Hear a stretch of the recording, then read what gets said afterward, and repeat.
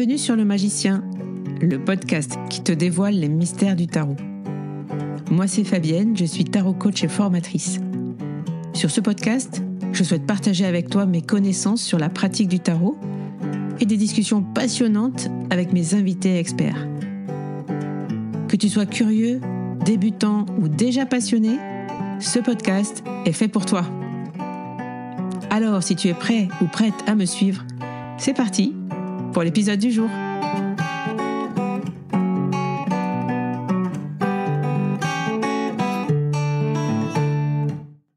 Bonjour à tous et bienvenue sur le podcast Le Magicien. Aujourd'hui, j'ai le grand plaisir de recevoir une personne que vous connaissez déjà puisqu'elle est déjà venue sur le podcast.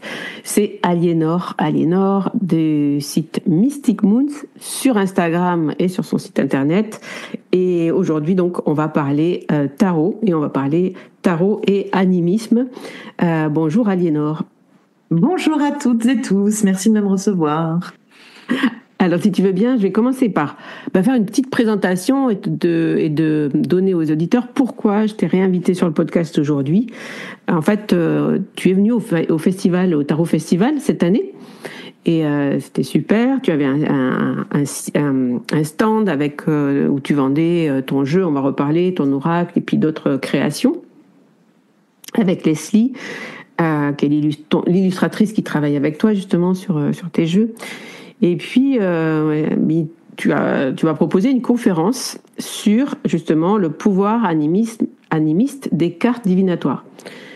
Donc, je t'avoue, au départ, quand j'ai entendu ce titre, je me suis dit, bon, alors, voilà, ça va être un sujet qui est hyper intéressant, en tout cas d'en débattre, de savoir qu'est-ce que tu avais à dire là-dessus, et en même temps qui pouvait être un peu pour moi touchy parce que ça fait appel à voilà, et si des objets inanimés avaient une âme, finalement voilà, comment on peut entrer en contact avec eux et comment on peut entrer finalement en relation avec un objet inanimé. Et ça, c'est vraiment quelque chose qui peut faire partie de tout un système de croyances, en tout cas l'animisme. Donc et donc je suis allée écouter cette conférence. J'ai eu la chance d'avoir un peu de temps pour venir t'écouter. Et j'ai trouvé que vraiment c'était abordé avec beaucoup de bienveillance, d'humour et aussi avec une position très claire sur le fait que c'était ta croyance. Et donc et j'ai trouvé très intéressant en tout cas l'angle de vue que tu as apporté justement à ce sujet, qui est pas du tout fermé justement.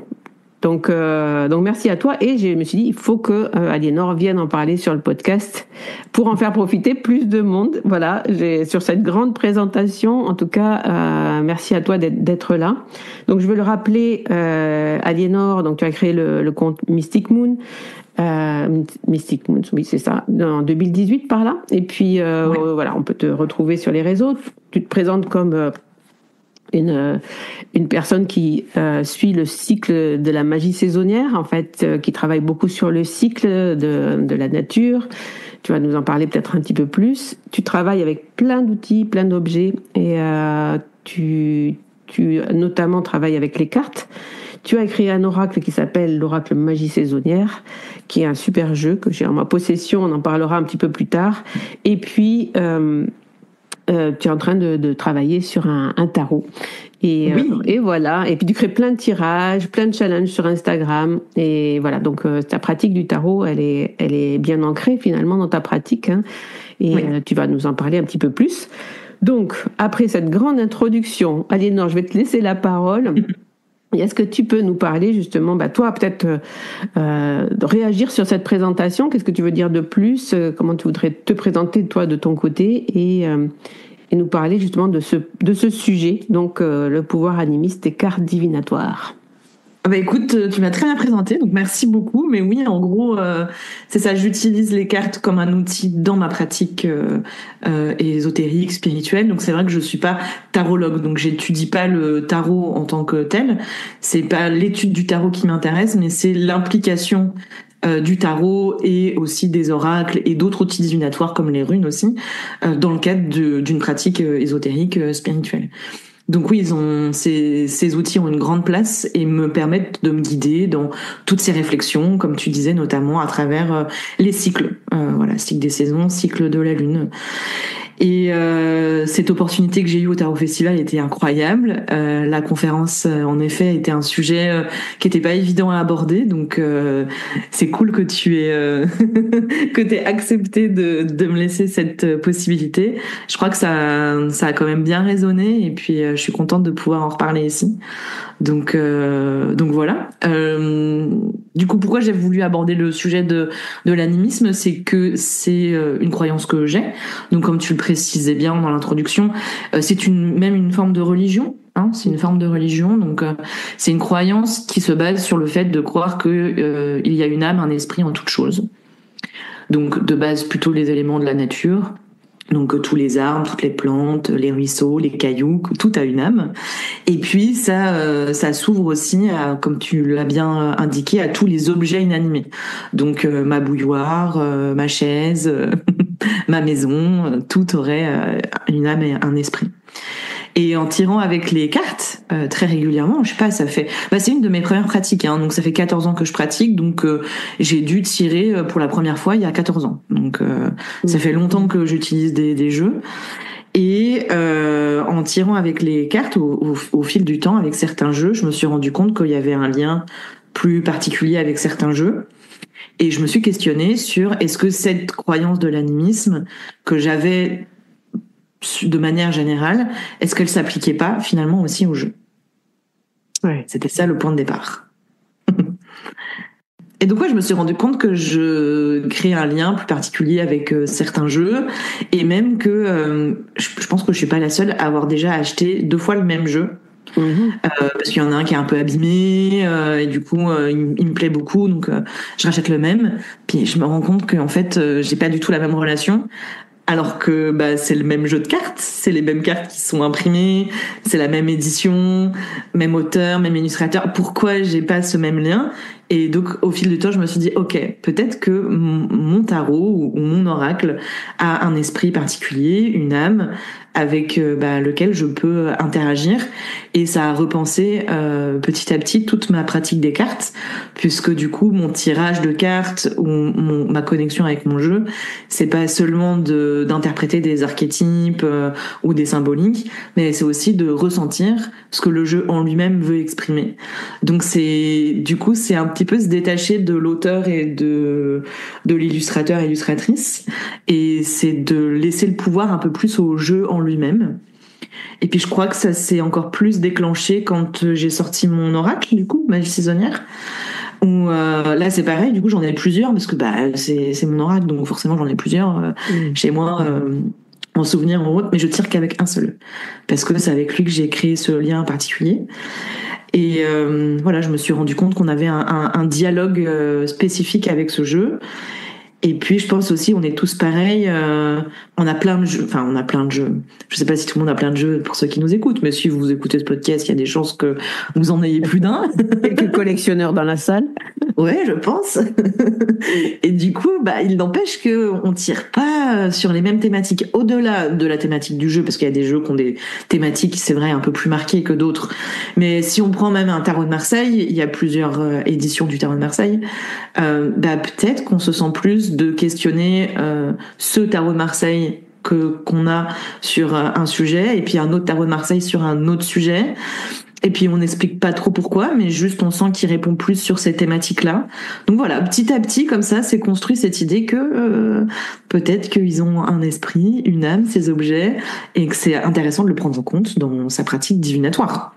C'était un peu l'idée de départ. Du coup, là, j'ai une petite question qui m'est venue.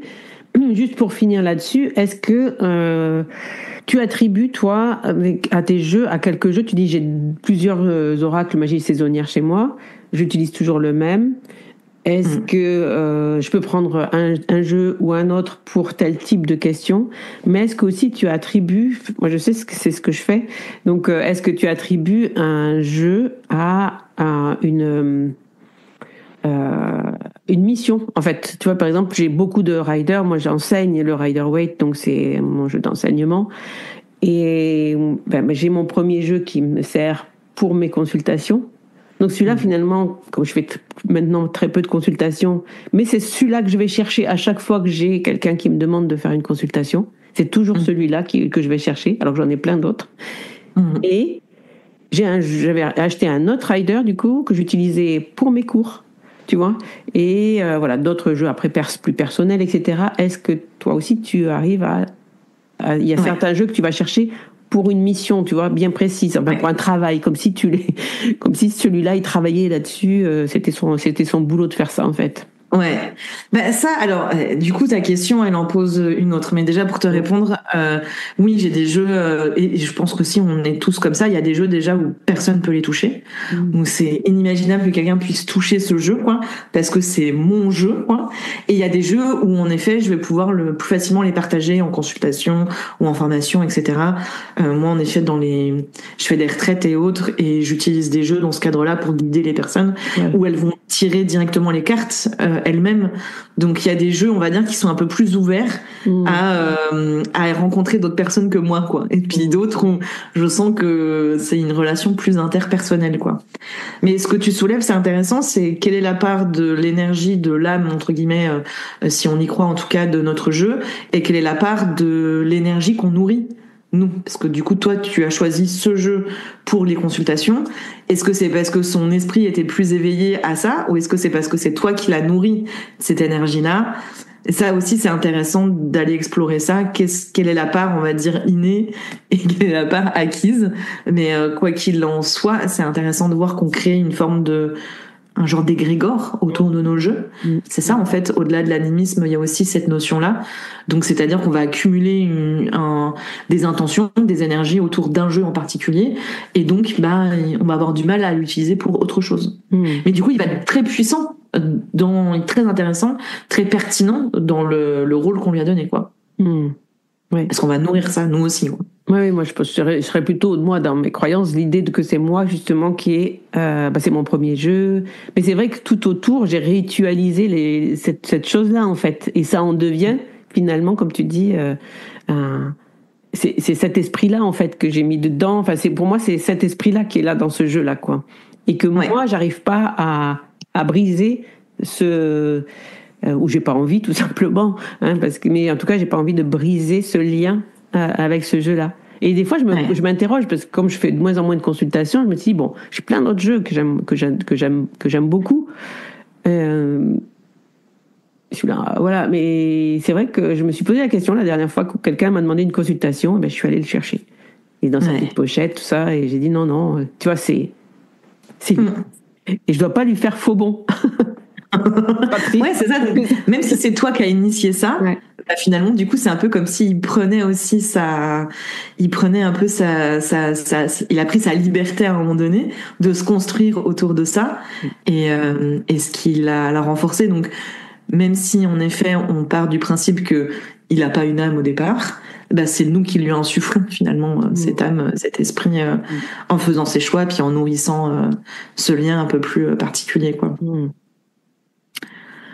Et ce qui est intéressant, c'est que du coup, ça va potentiellement repenser pas mal de choses dans ta pratique, puisque si tu considères que cet objet a un esprit, a une âme, donc il a une forme de conscience, si je peux dire.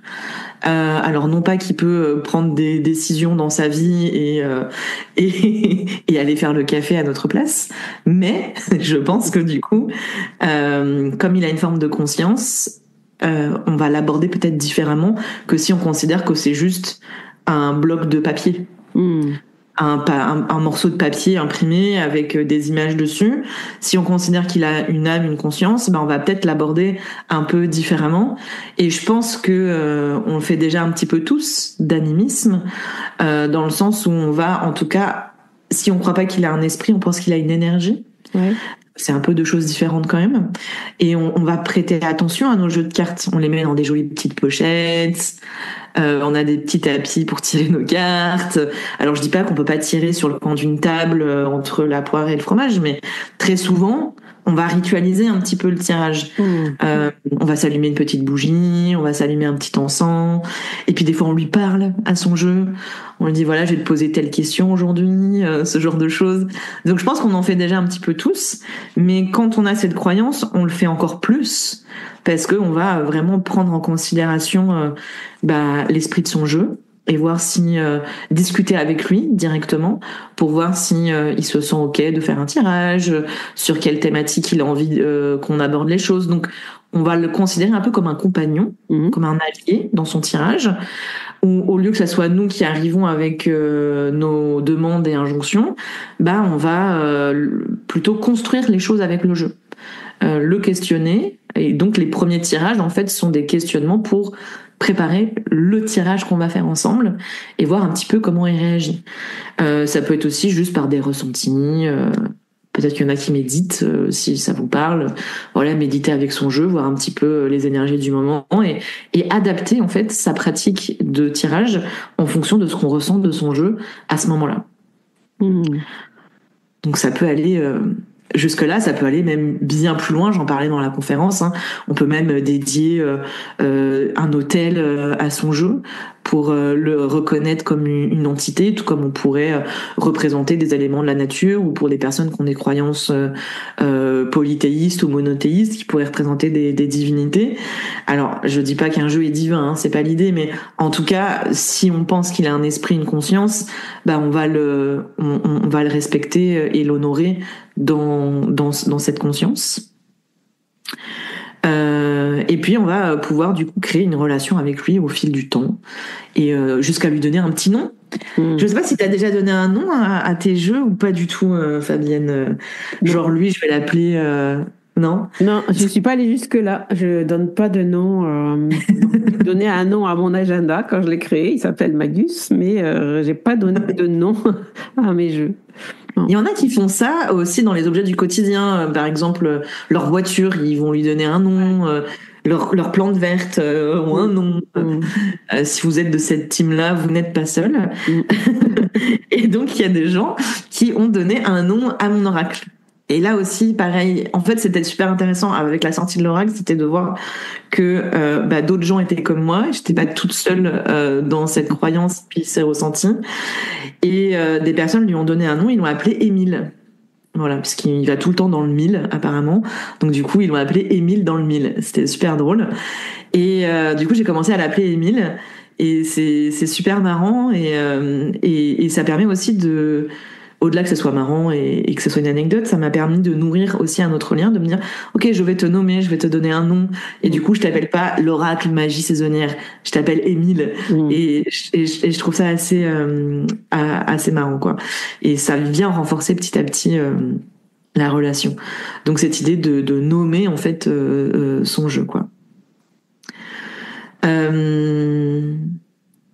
Je sais pas si il y avait d'autres points de la conférence qui auraient pu être intéressants à aborder, parce qu'elle était longue. Oui. Peut-être le côté justement de comment toi t'en es venu en fait. Enfin, ça tu l'as un petit peu dit, mais tu vois, est-ce que tu as une anecdote ou quelque chose avec un jeu, tu vois, une anecdote qui pourrait montrer ce que ça peut vouloir dire justement. Vivre avec cette croyance, en tout cas de comment ça peut se matérialiser dans toi, comment t'en es venu quoi à poser ces mots-là. Je crois que c'est parce que au fil du temps, en fonction des jeux, je me suis rendu compte qu'il y a des jeux qui avaient pas envie de me parler. Et du coup, tu te dis, mais je comprends pas, en fait, si c'est juste un tas de papier avec des symboliques, et puis un livret avec l'interprétation, si je fais un tirage, je suis capable d'interpréter avec ma logique, mon raisonnement, mon esprit, ça devrait suffire. Je me suis rendu compte que ça suffisait pas, et qu'il y avait des jeux qui avaient pas envie de me parler, des jeux que j'adorais en plus. Je pense notamment à un qui m'a fait beaucoup mal au cœur, c'est le Forest of Enchantment, qui est un tarot basé sur le Rider-Waite-Smith, qui est magnifique, que j'adore esthétiquement, et j'ai jamais réussi à comprendre ce qu'il voulait me dire. Et non pas que je suis pas capable de faire l'interprétation, parce que j'ai étudié le tarot, que j'ai une bonne base de connaissances, je pense, mais parce qu'on n'arrive pas à communiquer ensemble, quoi. et à l'inverse des jeux avec lesquels ils me plaisaient pas forcément. Esthétiquement, quand je les regarde, voilà, je suis pas très fan. Mais par contre, on a un super rapport. C'est hyper fluide dans la compréhension. Et ils sont aussi basés sur le Rider-Waite-Smith. Donc, je veux dire, c'est pas l'interprétation des archétypes qui est hyper différente. C'est un ressenti qui est différent au moment du tirage. Donc, voilà comment je le vis dans ma croyance. C'est que, c'est pas que moi qui décide. C'est pas que moi qui décide de comment va se passer le tirage, du type de tirage, de comment je vais réussir à interpréter le jeu, et que le jeu aurait un peu sa propre conscience. Il a aussi sa part d'action, et ce qui, je pense, me permet aussi d'avoir un recul avec mes tirages et mes jeux, puis peut-être aussi une forme d'humilité, de me dire en fait c'est pas que moi qui fais, c'est pas que moi qui décide, et c'est pour ça que du coup il y a cette écoute avec le jeu qui se fait, d'apprendre à se connaître, de comprendre ce sur quoi il a envie d'explorer, ce sur quoi il est plus à l'aise de s'exprimer, est-ce qu'il est à l'aise avec moi ou pas, et puis il y en a non, ça marche pas, et c'est accepter ça, quoi. Ouais, et ça c'est intéressant. Est-ce que tu penses, parce que là je pense qu'on touche le cœur justement de la question, enfin pour moi, est-ce que tu penses que le jour où le jour où ça marche pas, où tu prends un jeu et tu te dis ça, je ne comprends rien, ça ne marche pas, donc est-ce que ce jour-là, pour faire ton tirage, tu es allé chercher un jeu avec qui ça fonctionne et ça a fonctionné au même moment, si tu veux? Ah oui, complètement, c'est ça. Donc c'était, en plus le Forest of Enchantment, c'était parce que j'organise des challenges avant tous les trimestres, maintenant tous les mois, où je tire une carte par jour pendant un certain temps. Et ce fameux tarot qui avait pas envie de me parler, c'était pendant un challenge. Ouais. Et donc moi, je dois donner, parce que c'est moi qui les anime, donc je dois donner des infos aux gens. Ouais. Donc je me retrouve super mal parce que je comprends rien à ce qu'ils me racontent, quoi. Ouais. Au bout d'un moment, je me suis dit, j'ai pas le choix, il faut que j'aille prendre un autre jeu, il faut que je fasse le challenge correctement, et avec un autre jeu, ça s'est super bien passé. Okay. Donc oui, je comprends ce que tu veux dire. Il y a des jours où c'est nous qui n'allons pas forcément bien, on n'a pas forcément l'énergie pour, on est fatigué, on n'a pas la tête à ça, et c'est ok, et ça arrive. Mais là, non, pas du tout, quoi. Moi, ça va, je suis dedans, je suis à fond, c'est le jeu qui a pas envie. Et petite anecdote autre, récemment, je devais faire un challenge avec un oracle qui est très particulier, je sais pas s'il y en a qui le connaissent, c'est le Citadel. C'est un oracle, alors si vous aimez tout ce qui va être univers médiéval, fantastique, jeu de rôle, il est dans cet univers-là en fait, que j'adore. Donc c'est un jeu que je chéris, que j'adore, etc. Je veux le prendre pour un challenge, mais je sais qu'il est pas marrant. Avec moi, typiquement ce jeu-là, avec moi, il est pas très gentil. C'est vrai qu'à chaque fois, il met des petits taquets, tu vois, quand je lui pose des questions. Donc, je sais qu'il faut que je sois prête pour tirer avec ce jeu, parce que lui, il va pas me faire de cadeaux, quoi. Et je l'ai préparé, j'ai filmé la présentation du challenge avec, pour expliquer que j'allais le prendre. Et puis, je sais pas ce que j'en ai fait. Le jour du challenge, il avait disparu. Et je me suis dit, bon, soit c'est un signe, soit c'est une coïncidence, soit c'est le jeu qui se cache, parce qu'il sait très bien que lui et moi, pour ce sujet-là, ça va pas le faire, tu vois. Ça va pas le faire du tout, on va pas s'entendre. Et donc, du coup, je suis allée chercher un autre jeu. Et il est réapparu 2 semaines après, je crois. Voilà. Ok, super. Ouais, c'est vraiment ces histoires, on peut pas savoir, en fait, qu'est-ce qui s'est passé, mais c'est en même temps, on a tous, je pense, vous avez tous qui écoutez le podcast, des histoires comme ça avec vos jeux, et le sentiment à un moment donné qu'il y a vraiment quelque chose qui se passe au-delà de, justement, comme tu dis, de ce morceau de carton, de ce jeu justement avec lequel on peut dialoguer. Déjà quand on dit on dialogue avec un jeu, forcément c'est qu'on on lui donne ce pouvoir de nous répondre. C'est ça. Et c'est comme s'il avait pris vie en soi, un peu. C'est un peu cette idée-là. Un peu beaucoup même. Et oui, dans ce que tu dis, dans ce dialogue, justement, quand on a cette démarche animiste, c'est du coup de se dire, au-delà des symboles qu'il y a sur les cartes, des archétypes ou autres qu'on va interpréter, il y a ce que le jeu lui-même, si du coup il a un esprit ou une conscience, a envie de nous dire, quoi. Par exemple, j'ai le sentiment que moi, mon oracle Émile, le fameux, le fameux, je trouve qu'il a ce truc de... il est un peu feignant dans sa personnalité. C'est un oracle un peu feignant, dans le sens où, quand je vais lui poser des questions, s'il sait que j'ai déjà la réponse, il va pas chercher à m'accompagner pour me dire oui, mais va voir ça, tu le sais un peu quand même. Je te montre autre chose pour t'amener petit à petit à comprendre que tu le sais déjà. Non, si par exemple je lui demande ce serait quoi le pouvoir du feu, bah il va me sortir la carte feu. Ok, merci beaucoup. Et tu vois, quand c'est des questions un peu d'évidence comme ça, que je le sais déjà, lui il a pas envie, tu vois, de m'emmener là-dedans. Du coup, je vais aller prendre un autre jeu. Je sais que lui, il veut m'emmener vers des choses justement que je sais pas encore. Il faut que j'aille découvrir et là, il va pouvoir m'accompagner. Si je le sais déjà, il veut juste me rassurer, tu vois, parce qu'on fait tous ça, de se tirer les cartes pour se rassurer. Lui, il le fera pas.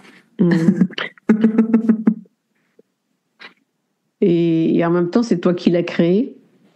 Et donc, forcément, forcément, il y a un lien particulier, je pense, avec toi qui est ce que tu as mis dedans, c'est toi quand même. Oui, et en même temps. Toi. Et donc, des fois, peut-être qu'il n'a pas envie justement, tu vois, d'aller creuser au-delà. Il te renvoie à toi-même, en fait, tu vois. Oui. Ouais. C'est intéressant. C'est intéressant ce que tu dis, mais en même temps, tu vois, il va pas du tout réagir pareil en fonction des gens déjà. Ouais. Et c'est parce que chaque relation est unique, autant avec d'autres êtres humains que je pense qu'avec les jeux. Et je pense aussi que même si je l'ai créé, j'ai oublié que je l'ai créé. Moi-même, je lis le livret d'interprétation, je sais même plus ce que j'ai écrit. Ouais. J'ai oublié, tu vois. Et en fait, à partir du moment où il a été mis en vente, c'est comme si il était plus à moi. Ouais. Tu vois, c'était plus mon jeu. C'est très étrange aussi à vivre. Il y a une petite phase de deuil, tu vois, en mode c'est plus mon jeu, quoi. Donc je l'aborde vraiment pas du tout comme mon jeu. C'est assez marrant. Et alors j'avais une autre question, où si tu veux on peut aborder justement ce tirage de connexion. Tu vois le lien, parce qu'il y a peut-être des personnes qui vont nous écouter et qui se disent mais comment moi je ressens pas justement de lien avec mon jeu, ou tu vois, ou comment je peux connecter avec un jeu, comment je peux créer du lien en fait justement avec cet esprit du jeu. Tout à fait. C'est vrai que de partir sur un tirage, c'est plutôt, on va dire, terre à terre, et ça permet de poser un petit peu les cailloux de tout ça. Mais juste pour dire déjà avant un tirage, si ça vous parle, ça peut être de purifier vos cartes, dans l'idée que ça va permettre de repartir un peu de zéro au niveau des énergies qui se sont accumulées. Et de le consacrer aussi, si ça vous parle. J'ai fait des vidéos à ce sujet, des tirages des rituels de consécration. Je trouve que c'est un point de départ qui est un peu plus ésotérique pour le coup. Oui. Et sinon, pour le tirage en lui-même, en fait, on a tous fait, je pense, enfin tous, on est beaucoup à faire ces tirages de présentation du jeu. On retrouve dans les livrets. Moi, j'aime bien aller un peu au-delà de cette présentation du jeu et de comprendre un peu plus son esprit, son âme. Donc, dans les questions que je pose, il y a en effet qui tu es. Oui. Présente-toi, qui tu es, et de voir la carte qui ressort, comment elle représenterait l'identité du jeu. Ensuite, je demande quelle est ton essence, quel est ton but. Donc essence, c'est vrai que c'est un petit peu vague, donc je rajoute quel est ton objectif, quel est ton but. Mais son essence, ça veut dire que même s'il pourra aborder plein de sujets, il y a quelque chose de particulier qui anime ce jeu, et c'est plutôt là-dessus qu'il va falloir se concentrer. Quelle peut être la nature de nos explorations ensemble. Ensuite, je demande comment il peut m'aider. Et puis enfin, je lui demande un message qu'il souhaite me faire passer pour voir un petit peu comment on va continuer notre chemin ensemble. Donc ça, évidemment, on peut l'adapter, mais c'est une première forme de communication où on pose des questions sur le jeu, oui, et pas sur soi-même. Oui. C'est ça la grosse différence, en fait. Oui, donc on va lui laisser la parole pour dire finalement qu'est-ce qu'il a envie de faire, qu'est-ce qu'il est venu faire là dans notre bibliothèque. Exactement, c'est ça. Comment il fonctionne et puis comment on peut faire les choses ensemble.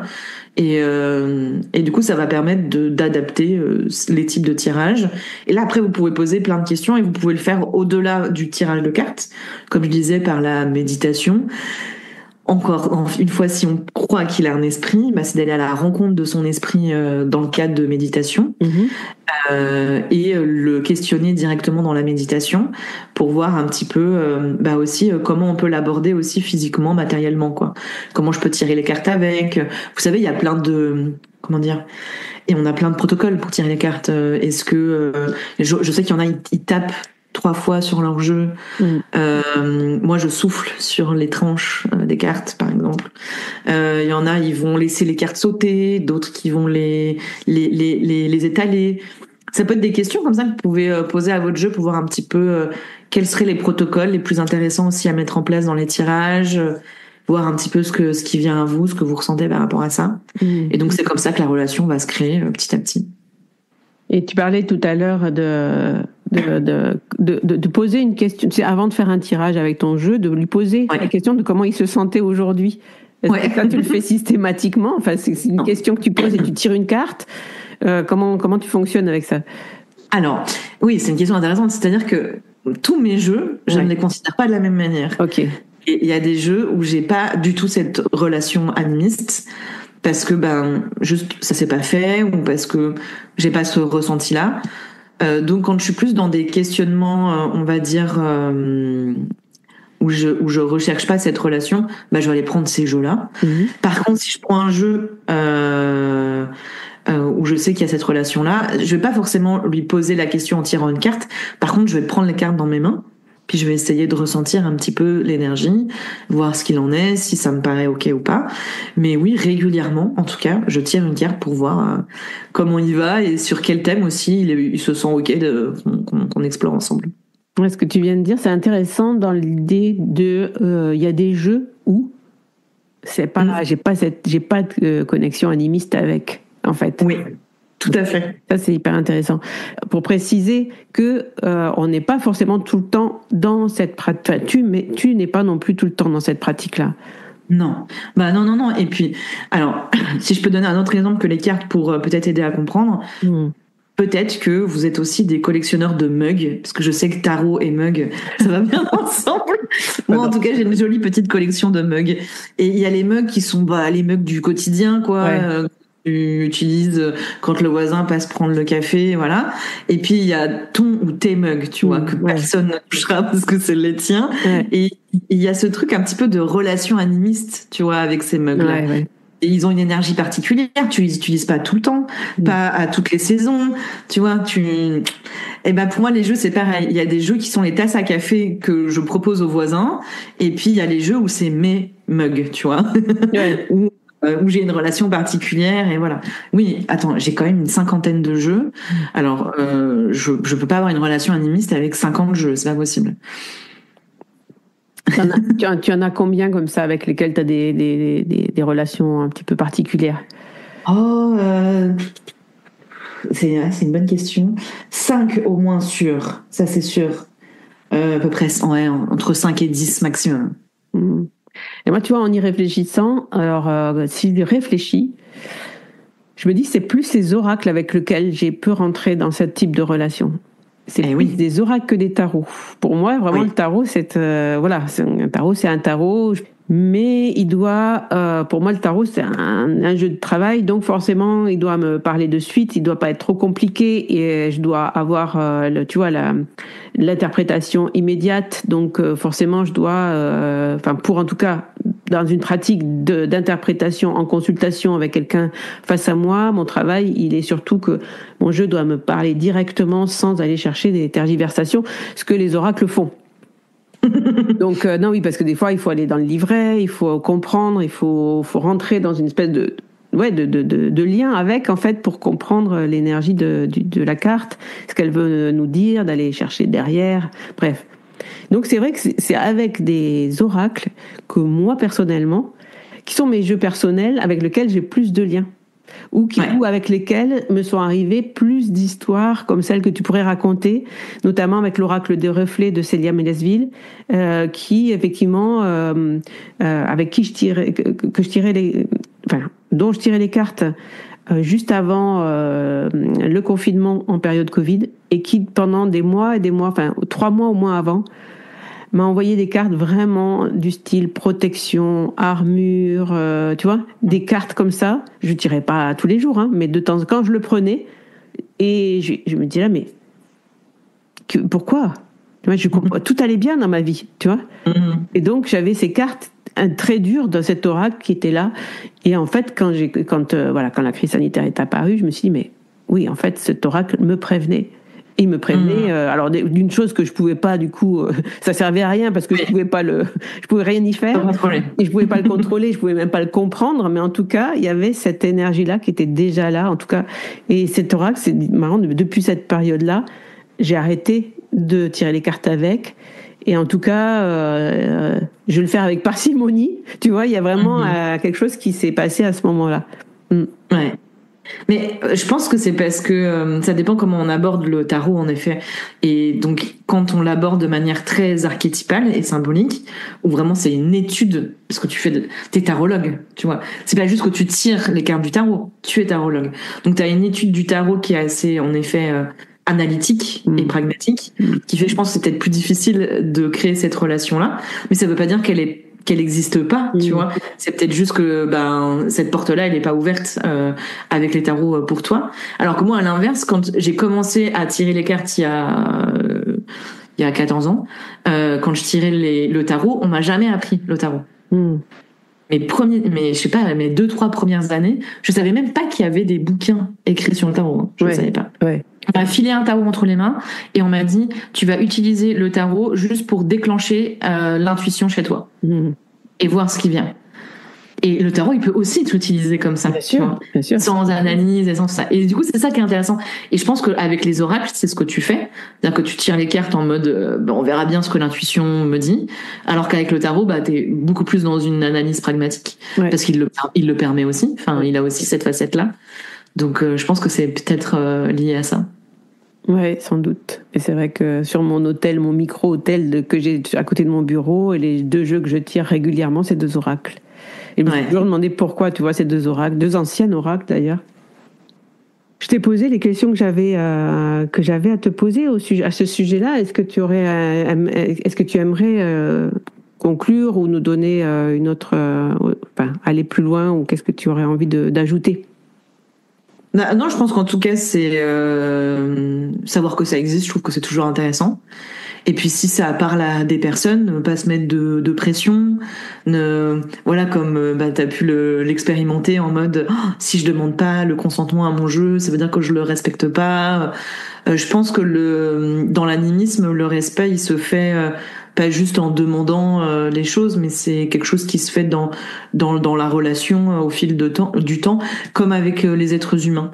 J'ai envie de dire, si ça peut vous aider et calquer la relation que vous avez avec les humains, avec les objets, et donc ça se fait par l'écoute et par exemple le fait de demander avant le consentement à un être humain, si derrière de toute manière on le fait mal et on le respecte pas, ça sert à rien d'avoir demandé le consentement. Oui. Donc, c'est pour dire que c'est pas juste en questionnant qu'on respecte son jeu, c'est juste en le considérant tout simplement. Et puis prenez du recul aussi sur l'impact que ça pourrait avoir dans vos tirages et votre pratique de la cartomancie. Il faut que ça reste, je pense, une source de joie et de plaisir et puis d'amusement et voilà. Je dis toujours, c'est pas parce que c'est sérieux, parce que c'est sérieux. C'est quand même une forme de croyance, c'est une forme de religion, donc on prend pas ça à la légère. C'est sérieux, mais sérieux veut pas dire chiant. Et c'est là toute la différence. Prendre ça avec sérieux, le respecter, mais tout en prenant du plaisir, en s'amusant. C'est ça qui est super important. Et puis surtout, c'est une relation unique que vous allez potentiellement créer avec vos jeux. C'est à vous de le définir aussi au fil du temps. et il faut expérimenter, quoi. Il n'y a pas vraiment le choix. Dans ce genre de pratique-là, il faut expérimenter. Il y a des petits protocoles là que j'ai donnés rapidement, mais surtout expérimenter, voir ce qui se passe et puis voir ce qu'on en fait. Voilà. Merci en tout cas pour cette conclusion et puis pour cette conférence, pour le podcast et d'être venu nous en parler un petit peu plus longuement. Donc dans ton oracle magie saisonnière, vous pourrez retrouver, si vous l'avez, donc le tirage de connexion au jeu, mais bon, on vous donne justement les positions là tout à l'heure, on vous les a données, vous pouvez les noter. Ouais. Et puis en ce moment, donc on est début décembre, le podcast va sortir à peu près mi-décembre. Tu as une actualité que tu voudrais faire passer. Qu'est-ce que tu proposes justement en ce moment autour de cette pratique, autour sur Mystic Moons, quelle est l'actualité? Eh bien, j'ai une plateforme en ligne qui s'appelle Magie saisonnière, justement. On explore les cycles des saisons et des lunaisons. Et là, il y a le nouveau thème qui va commencer au mois de janvier, où on va explorer des archétypes, mais pas du tarot. On va explorer chaque mois un nouvel archétype qui est autour de la figure de la sorcière. Donc, par exemple, en janvier, ce sera l'initiatrice. Et en février, ce sera la prophétesse, donc en lien avec les outils divinatoires. Okay. Et chaque mois, du coup, je propose un challenge divinatoire pour explorer cet archétype, en fait. Donc, on se tire les cartes, on a 7 questions, 7 jours, où on se tire les cartes pour explorer ça.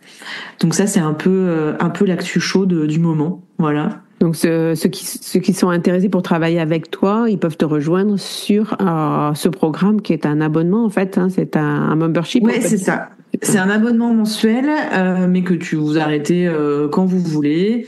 Et il y a 3 paliers, 3 €, 9 €, 16 €. Donc c'est des tout petits budgets, avec beaucoup de contenu derrière. Voilà, l'abonnement à 16 €, vous avez des tirages de cartes, des rituels vidéo, cours PDF, méditation guidée.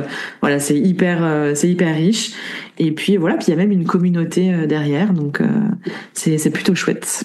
Donc si vous avez envie de rejoindre justement Aliénor sur Magie saisonnière, n'hésitez pas au moins essayer, tenter la pratique avec plaisir, la pratique ésotérique. Eh bien, en tout cas, Aliénor, je te remercie beaucoup d'être venue sur Le Magicien aujourd'hui nous parler de ta pratique. Et on se retrouve pour notre part très vite, vendredi prochain, sur Le Magicien. D'ici là, portez-vous bien, passez un bon mois de décembre, et puis on se retrouve très vite. Au revoir à tous. Un grand merci d'avoir écouté cet épisode. Si tu veux soutenir Le Magicien, n'hésite pas à laisser un commentaire sur ta plateforme préférée. Parle-en autour de toi pour nous aider à faire grandir la communauté. Et pour toujours plus de contenu inspirant autour du tarot, je te dis à la semaine prochaine dans un nouvel épisode.